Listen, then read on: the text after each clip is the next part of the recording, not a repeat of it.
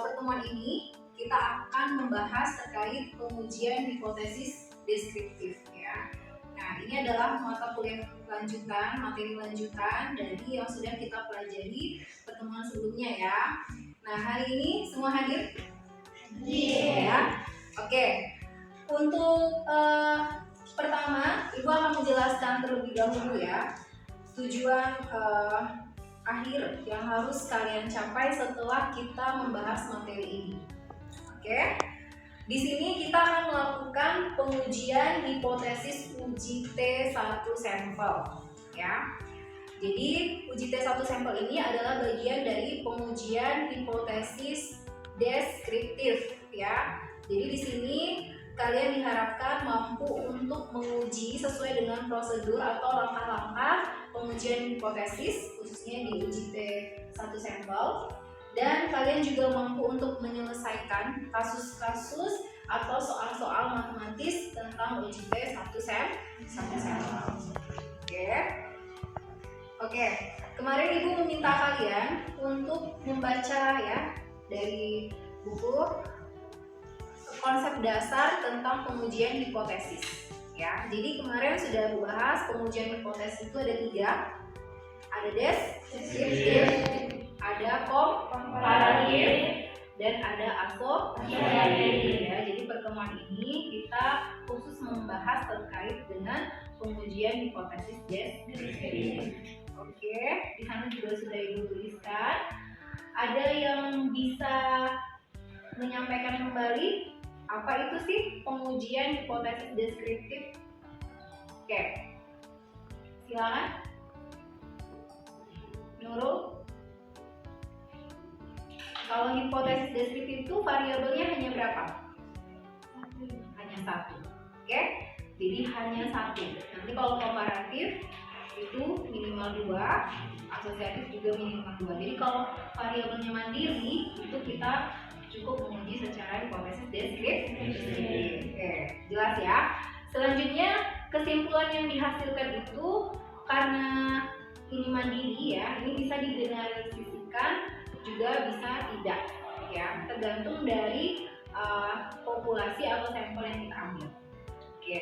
Nah, di sini ada yang namanya parameter populasi ya, ada yang namanya sampel yang dituliskan secara statistik.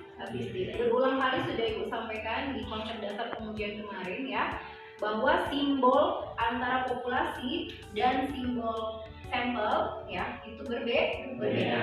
Nah, seperti rata-rata ya, rata-rata itu kalau di populasi kita menyebutnya apa? Mu. Tapi kalau di sampel X bar. Oke. Lalu juga ada simbol untuk standar deviasi, itu juga berbeda. Oke ya. Nah, di sini ada istilah reduksi dan generalisasi. Jadi parameter yang cukup populasi yang cukup luas ya, daerah cakupannya itu kita reduksi. Artinya kita mengambil dari karakteristik populasi untuk kita teliti menjadi sampel. Nah, yang kita olah, yang kita uji, yang kita analisis itu statistiknya, sampelnya, lalu kita generalisasikan menjadi umum untuk populasi. Oke. Nah, ya. Di pertemuan-pertemuan awal ya, itu sudah berulang kali juga Ibu sampaikan bahwa data itu banyak jenisnya. Ya, ada data nominal, ini tingkatan yang paling rendah, ada data ordinal, lalu ada interval, lalu yang tertinggi ada rasio. Nah, beda jenis data itu beda juga cara menguji hipotesis deskriptif. Nah, bisa kita baca bersama bahwa untuk nominal itu ada tes binomial sama C kuadrat. Ya, tapi C kuadratnya yang 1 sampel. Oke. Yang ordinal itu ada rantes, dan interval dan rasio itu 3 sampel. Ya, kenapa interval dan rasio disatukan? Karena adalah data parametrik. Ya, data parametrik. Nah, di mana data parametrik maupun non parametrik itu sama-sama kita ambil secara acak. Ya. Dan data parametrik itu kita asumsikan berdistribusi normal. Nah, kemarin kita sudah belajar kan bagaimana cara menguji normalitas data. Oke. Nah, pada kesempatan ini kita hanya membahas test one sample. Kenapa? Ya, karena data di bidang pendidikan ya itu biasanya berhubungan dengan data ordinal dan rasio. Contoh, nilai tes, nilai angket itu adalah dua data tersebut ya, normal dan rasio. Nah, jadi pada kesempatan ini hanya di tes one sample atau data parametrik yang akan kita uji. Nah, di sini sudah Ibu rangkum langkah-langkah cermat, langkah-langkah mudah untuk menghitung pengujian hipotesis ya, khusus yang di tes one sample. Ya, yang pertama kita perhatikan dulu rumusnya, itu kan ada X bar ya. Jadi lebih mudah kita hitung dulu nih masing-masing apa yang ada di rumus tersebut. Ada X bar. Tadi X bar apa? Rata-rata. Lalu ada SD, standar deviasi ya. Jadi hitung dulu karena rumusnya itu sudah ada sendiri. Dan juga setelah kita sudah menemukan X bar dan standar deviasi, lalu kita menghitunglah uji T-nya dengan rumus tersebut ya. Nah, T hitung ya, bagaimana cara kita menyimpulkan bahwa hipotesis itu ditolak atau diterima? Maka ada sandingannya. Sandingannya adalah T tabel. Oke. Ya, nanti akan dibahas selanjutnya. Lalu kita bandingkan ya. Jika T hitung ya lebih besar dari T tabel, maka H0 ditolak. Tapi ada kasus khusus untuk uji T satu pihak ya. Oke, jelaskan terlebih dahulu untuk yang dua pihak. Oke, tahu nggak sih maksud dua pihak, satu pihak itu apa? Ada yang sudah membaca dulu? Sekarang ditanya. Berat badan Nona ya sama dengan 50, artinya memang 50 kilo beratnya. Tapi berat badan Noni tidak sama dengan 50. Siapa yang bisa menyebutkan? Jadi berat badan Noni ini tidak sama dengan 50. Bisa nggak 48 kilo? Bisa. Bisa nggak 52 kilo? Bisa. Artinya dua pihak itu dia bisa saja bergerak ke kiri dan juga bisa bergerak ke kanan ya. Nah, jadi uji dua pihak itu hipotesis nihilnya di sini kita simbolkan dengan H0 ya. Itu berbunyi sama dengan. Jadi lawan sama dengan itu adalah tidak sama dengan. Nah, tidak sama dengan di sini kita tidak tahu apakah lebih kecil atau lebih besar ya. Jadi untuk contohnya di sini nilai matematika siswa kelas 7 SMP Negeri 1 Rejang sama dengan 76. Sedangkan lawannya hipotesis alternatif nilai matematika siswa kelas 7 SMP Negeri 1 Rejang Lebong tidak sama dengan 76. Nah, secara statistik ya, maksudnya simbol statistiknya itu kita tuliskan H0 adalah mu sama dengan 76. Kenapa mu? Kenapa tidak X bar? Ya, karena populasi. Jadi kita ambil dulu siswa 7 itu sebagai populasi. Nah, lawannya mu tidak sama dengan 76 ya. Dalam pengujian hipotesis ya, kita menentukan keputusan bahwa harga mutlak dari T tabel lebih besar dari harga mutlak dari T hitung lebih besar dari T tabel, maka H0 ditolak ya. Nah, visualisasinya Ibu lebih mudah menuliskan dengan ini apa namanya?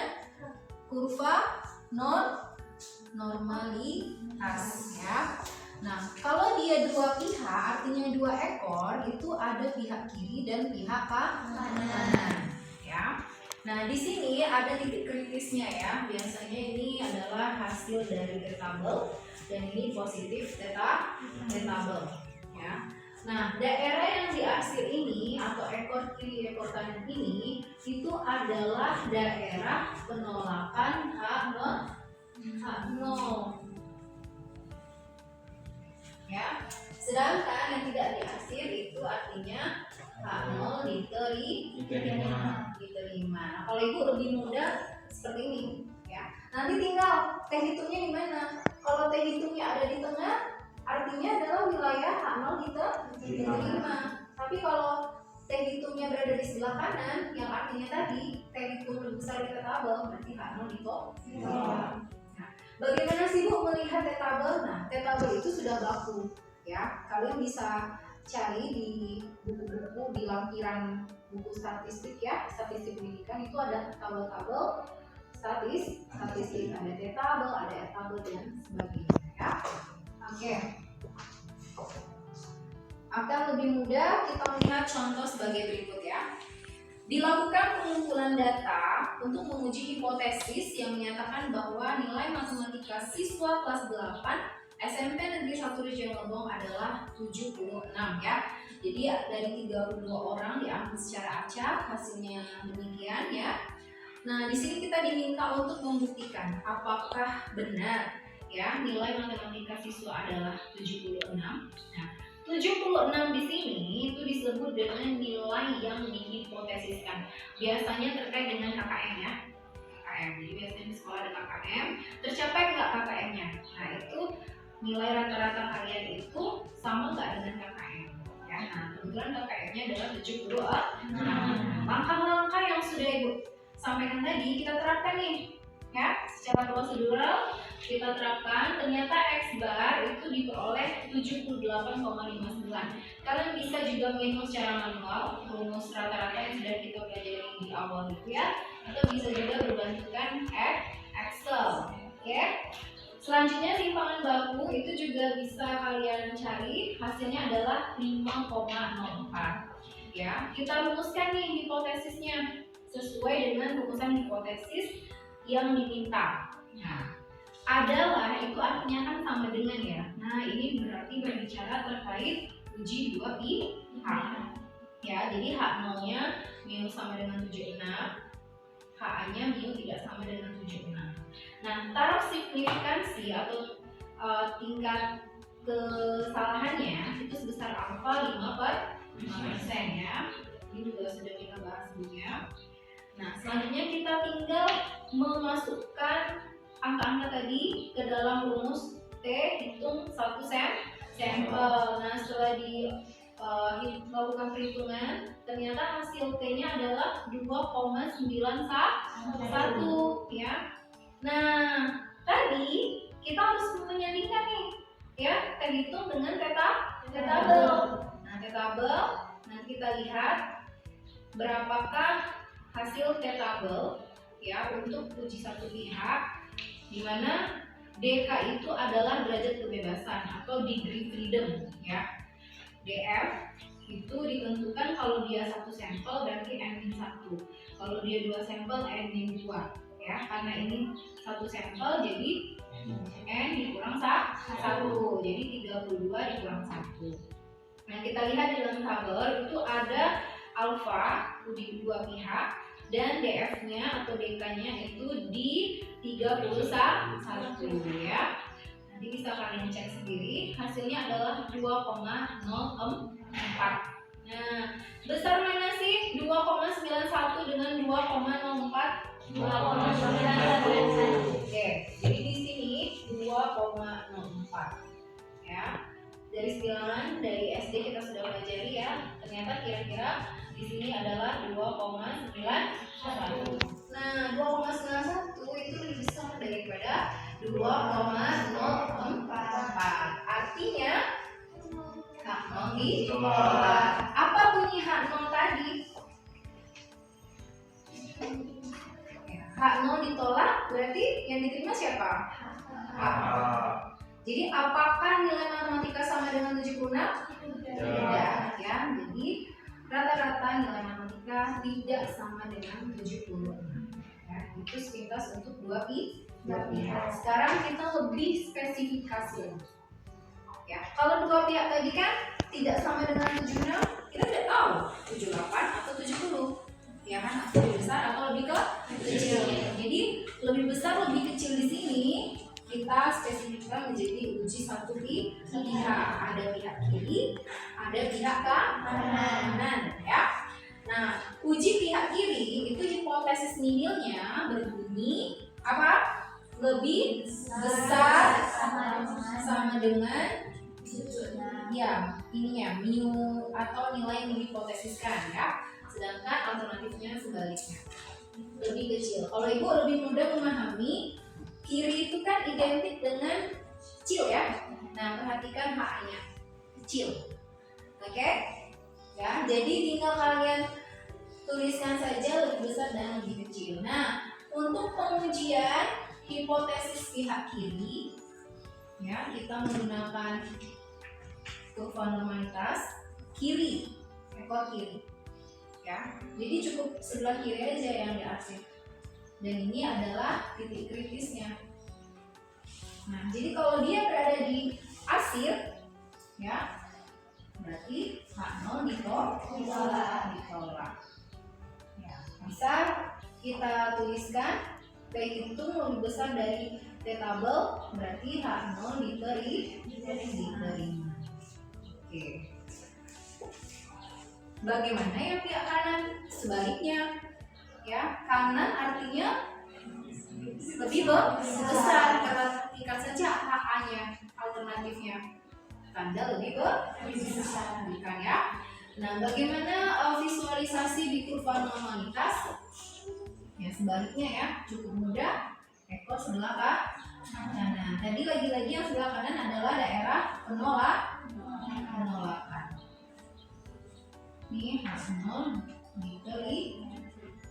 Oke, jadi jika nilai T hitung lebih besar dari T tabel, H0 ditolak. Oke. Secara singkat, ya, perhatikan. Ini tadi soal yang sama, tapi akan membuktikan lebih spesifik. Nilai matematika paling rendah 76. Yang B, nilai matematika paling tinggi 76. Aku rasa untuk prosedur yang pertama ini sudah bisa, ya. Hanya saja di rumusan hipotesis tadi pihak kiri artinya hipotesis alternatif mu lebih kecil dari 76. Sedangkan yang rumusan hipotesis kanan alternatifnya mu lebih besar dari 76. Oke. Untuk tahap 05 juga sama 2,91, ya. Oke. Selanjutnya diuji T hitung. Nah, ini ibu keliru, ya. Jadi jangan salah membaca T tabel, ya. Jadi untuk T tabel yang dua pihak tadi itu ada khusus nih 0,05 yang dua pihak. Sedangkan yang 0,05 satu pihak yang 31, ya, itu kita lihat yang satu pihak di 0,05 itu adalah 1,68, ya. Salah ya, 1,68. Oke. Nah, jadi di sini kita lihat negatif 1,68, di sini 2,91. Berarti kesimpulan untuk pihak kiri H0 diterima, kan? Karena hitung kita berada di daerah yang tidak diambil. Jadi H0-nya tadi bunyinya mu lebih besar sama dengan 76. Oke. Selanjutnya paling tinggi 76, artinya maksimal di 76, ya kan? Jadi H0-nya dan HA-nya kebalikan, mu paling tinggi. Berarti yang di sini 76, ya, karena paling tinggi 76. Yang ini mu tidak sama dengan 76. Lebih kecil sama dengan 76. Oke. Nah, kalau pihak kiri dan pihak kanan, T tabelnya selalu sama, ya. Jadi 1,68, ini 1,68. Sedangkan 2,91 ada di sebelah kanan, artinya masuk ke daerah H0 ditolak, ya, yang diterima HA. Sama nggak kesimpulannya? Lebih besar, lebih besar. Sama, hanya beda tanda sama dengan, artinya dia sama dengan 76 tadi sebenarnya tidak terbukti ya, karena tidak sama dengan 76. Kemungkinan ini yang lebih mendekati tingkat ketelitian. Oke, ya. Nah, untuk lebih memahami lagi, sekarang Ibu minta dari kalian, karena kemarin sudah dibagikan kelompok belajar sendiri-sendiri ya. Kebetulan ini sudah disusun berdasarkan kelompok, ya. Tadi juga sudah dibagikan LKPD-nya, ya. Ya, di sana terlihat jelas. Kalian diminta untuk membuat data fiktif bebas, ya. Data apapun itu bebas. Kalian uji untuk di pertemuan ini yang dua pihak saja. Oke, ya, bebas, dan diminta nanti salah satu kelompok maju ke depan secara ringkas untuk menjelaskan hasil yang ditemui. Ibu kasih waktu kurang lebih 3-5 menit ya. Prosedurnya ikuti sesuai yang sudah dijelaskan. Oke, silakan.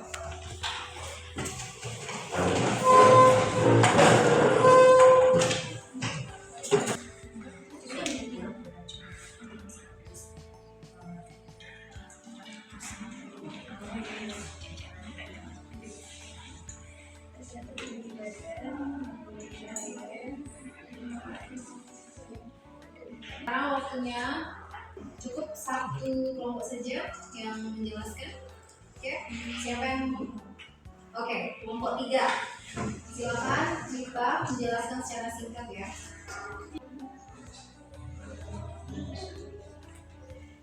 Oke, coba yang tadi data apa?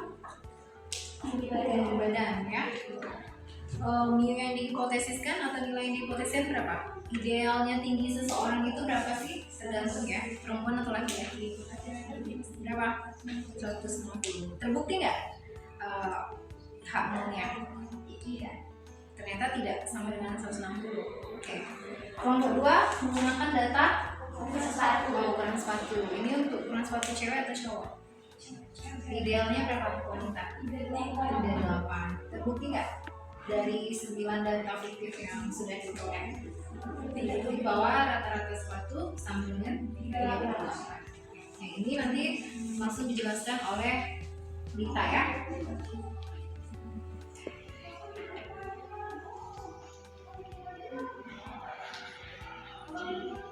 Oke, silakan langsung dijelaskan secara singkat ya. Assalamualaikum warahmatullahi wabarakatuh. Waalaikumsalam warahmatullahi wabarakatuh. Di sini saya sebagai perwakilan saya dari kelompok 3 akan menjelaskan terkait tugas yang telah kami laksanakan. Di sini kami mengambil nilai hasil uji kemampuan berpikir siswa sebagai data fiktif kami, di mana sampel kami ada 9 dan kalian bisa melihat nilai-nilainya ada 66, 65, 64, 63, 62, 61, 60, 59, dan 58. Sesuai dengan dijelaskan oleh Ibu tadi, jadi nanti kita mencari dulu berapa rata-rata sampelnya, responnya, standar deviasi. Dan di sini kami mengatur KKM-nya adalah 60. Jadi minimalnya itu adalah 60. Dengan karena tadi ini kan datanya ada 9, jadi tabelnya itu kita bisa lihat di buku statistika pendidikan yang sudah kita sudah kemarin itu 2,306. Jadi dapatlah dari nilai kami ini X-bar-nya 62,16, standar deviasinya 2,369, KKM-nya 60, T-tabelnya 2,306 dengan jumlah datanya ada 6, data sampelnya ada 6. Nah, 9. Nah, jadi langsung kita masukkan ke uji T-nya. Langsung kita ke uji T, rumus uji T tadi kan X-bar dikurangin 0 per standar deviasi per akar N. Nah, jadi langsung kita substitusikan nilai-nilai yang sudah kita dapatkan tadi. Jadi X-bar-nya 62,16 dikurang 60 KKM-nya dibagi standar deviasinya 2,369 per akar 9 N-nya tadi. Jadi langsung saja 62,16 dikurang 60 hasilnya 2,16 dibagi 2,369 dibagi lagi angka 9 tadi adalah 3. Jadi didapatkan T-nya 2,16 dibagi 0,789 maka hasilnya 2,73. Maka kita dapatkan T hitungnya adalah 2,73. Kan tadi hipotesis kita adalah H0 dengan H0-nya mu sama dengan 60 dan HA-nya mu tidak sama dengan 60. Nah, karena T tabel kita tadi adalah 2,306, kita mendapatkan bahwasanya T hitung lebih dari T tabel. Karena T hitungnya tadi 2,73 jelas lebih dari 2,306. Maka kita bisa membuat keputusan bahwasanya H0 mu sama dengan 60-nya ditolak. Karena T hitung lebih dari T tabel. Sehingga kita mendapatkan kesimpulan bahwa nilai rata-rata dari hasil uji kemampuan berpikir kritis siswa tidak sama dengan 0, dengan HA yang membuktikan bahwa HA mu tidak sama dengan 60 diterima. Oke, bagaimana? Terima kasih Lita, silakan duduk kembali. Yang lain prosedurnya sama? Sama ya.